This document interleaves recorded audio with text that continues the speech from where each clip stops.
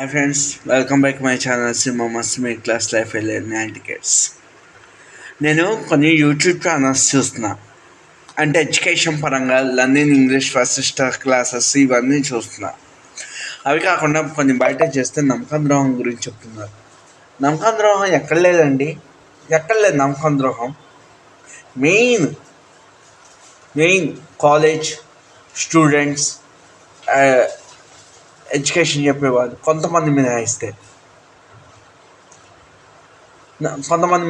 ఈ యూట్యూబ్లో కొన్ని ఫేక్ కూడా ఉన్నాయి. అవి నమ్మాలో నమ్మకూడదు కూడా ఒక తెలియని స్టేజెస్లో పెడుతున్నారు. సరే, మన ఫస్ట్ ఆ సంగతి పక్కన పెడదాం. అందరూ యూట్యూబ్ ఛానల్ కొంచెం ఫేమస్ అయ్యాయి కదా, వాటి గురించి మాట్లాడదాం. మన ఎన్నికలు జరిగాయి. అల్లు అర్జున్ పోయి వైసీపీ వాళ్ళకి సపోర్ట్ ఇచ్చారు. ఫ్రెండ్ కష్టపడింది అర్థం ఉన్నది. దానికి ఏమైనా రూమరా నిన్న జనసేన సూపర్ విక్టరీ కొట్టింది. చిరంజీవి ఇంట్లో అభిమానస్థానంలో జరిగాయి. అల్లు అరవింద్ లేడు, అల్లు అర్జున్ లేడు, ఏమైపోయారు. అంతకుముందు ఇవన్నీ వచ్చాయి. ఇవన్నీ చెత్త నేనే చెప్పాలంటే. ఇప్పుడు చిరంజీవి నాగార్జున మంచి ఫ్రెండ్స్ ఇండస్ట్రీలో. మరి చిరంజీవి ప్రజారాజ్యం పెట్టినప్పుడు నాగార్జున చిరంజీవికి సపోర్ట్ ఇవ్వాలి. చిరంజీవి మూలంగా ఎంతమంది నిర్మాతలు ఎన్ని కోట్లు సంపాదించుకున్నాడు. ఒక కొలాబ్స్ అయినా పాస్డ్ ఏమైనా కృష్ణరాజు గారు ఒకళ్ళు ఉన్నారు. చిరంజీవి వెంట ఒక్క నిర్మాత వచ్చాడా? అశ్విని దత్తుకి ప్రతిసారి లాస్ వచ్చింది. ప్రతి రూపంలో చిరంజీవి ఆదుకున్నాడు. 3 ఇండస్ట్రీ హిట్లు అశ్విని దత్తు మూలంగా 4 ఇండస్ట్రీ హిట్లు కొట్టాడు. జగదేక వీరుడు, అట్లోక సుందరి, చూడాలా ఉంది, ఇంద్ర, 4 ఇండస్ట్రీ హిట్లు కొట్టి డబ్బు వెనకేసుకున్న అశ్విని దత్తే పట్టించుకోలే. అశ్విని దత్తుకు అవసరం అయితే చిరంజీవితో సినిమా చేసి కొన్ని కోట్లు వెనకేసుకున్నాడు ఆయన. చిరంజీవి పార్టీ పెడితే ఎవరైనా వచ్చారా? వీళ్ళే రానప్పుడు వాళ్ళు ఎందుకు వస్తారు? చిరంజీవి మూలంగా కొన్ని కోట్లు వెలుగేసుకున్న నిర్మాత ఏ ఒక్క నిర్మాత చిరంజీవి వెనకాల నిలబడ్డాడు ఆయన పార్టీ పెడితే? అలాంటప్పుడు పెడితే వీళ్ళు నిలబడాలని రూల్ ఏమందా? ఎవడు బిజినెస్ వాడిది, ఇక్కడ ఎవడు స్వార్థం వాడిది. ఒకటి కష్టం మీద ఇంకొకటి గొప్ప.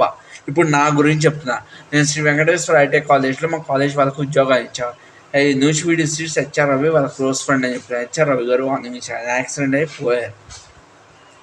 జాబ్ కావాలి అని ఇండైరెక్ట్గా నన్ను అడుగుతాను. ఒక హెచ్ఆర్డీస్ దగ్గరికి వెళ్ళి జాబ్ అడిగితే ఎవడైనా ఇస్తాడు?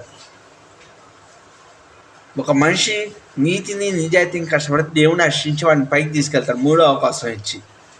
ఎవరికైనా మంచి అవకాశాలు వస్తే ఫస్ట్ అవకాశం నేను ఒక పిచ్చోడినే వదులుకున్నా ఈరోజు, లేదా ఆ కంపెనీలు ఉంటే నా జాబ్.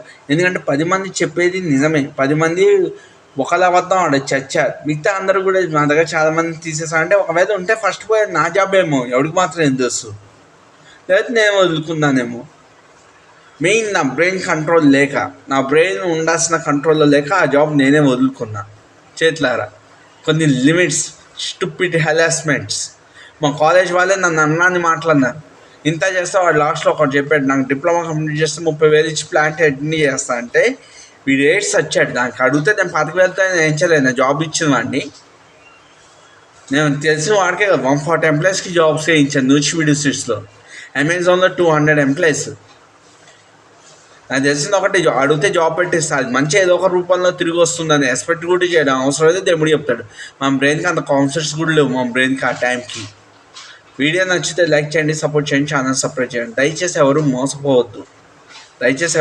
మిమ్మల్ని ఎవరైనా మోసం చేసే వాళ్ళు ఉంటే పైన వాడు ఎక్కువ మోసం చేస్తాడు. వాడు ఎక్కువ మోసపోతాడు. మీరు ఒకళ్ళ చేతుల్లో మోసపోతే వాడు రెట్టింపు మోసపోతాడు.